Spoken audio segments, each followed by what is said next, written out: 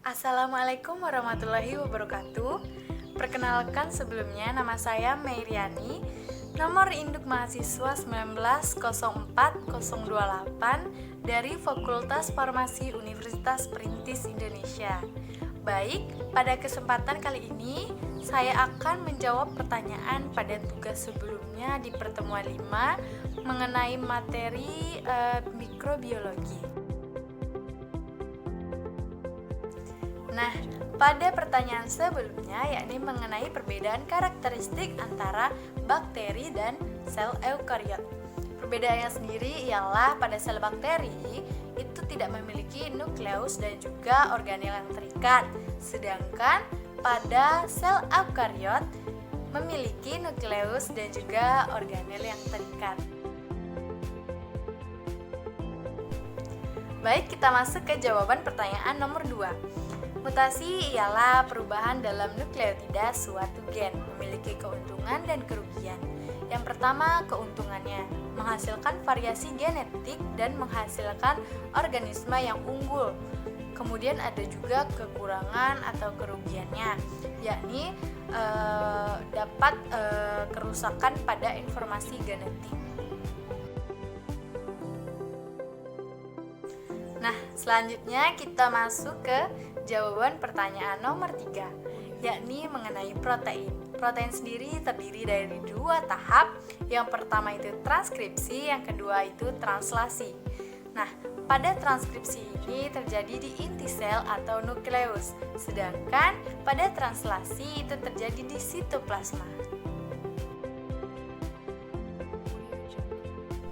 Baik, selanjutnya jawaban pertanyaan nomor 4, yakni sistem pengendalian eksposisi gen dalam metabolisme laktosa. Fungsinya ialah sebagai transportasi dan metabolisme di E. coli. Sampai di pertanyaan terakhir, yakni jawaban pertanyaan nomor 5 mengenai perbaikan pada DNA. Ada beberapa macam. Yang pertama, perbaikan bebas kesalahan, yakni maksudnya keadaan DNA ini kembali seperti semula. Yang kedua, ada perbaikan fotoreaktivasi. Fotoreaktivasi ini maksudnya dengan enzim yang dapat memotong ikatan kovalen basa. Kemudian ada juga perbaikan eksisi. Perbaikan eksisi ini maksudnya DNA yang rusak kemudian dipotong dan kemudian disambung oleh enzim polimerase dan ligase. Nah, selanjutnya ada perbaikan dengan rekombinasi posteplikatif, yakni pada DNA rusak itu akan diganti dengan DNA tiruan, namun terdapat celah di antara DNA asli dengan yang DNA tiruan ini.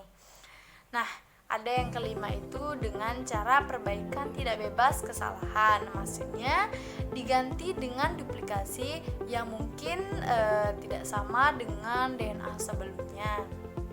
Selain dari kelima tersebut, juga ada dengan cara rekombinasi homologi, yaitu menghindari kerusakan kromosom dan darah yang terjadi. Baik, sekian jawaban pertanyaan dari saya, Meiriani, dengan nomor induk mahasiswa 1904028 dari Fakultas Farmasi Universitas Perintis Indonesia. Jikalau terdapat banyak kekurangan dan kesalahan, saya mohon maaf. Saya akhiri. Assalamualaikum warahmatullahi wabarakatuh.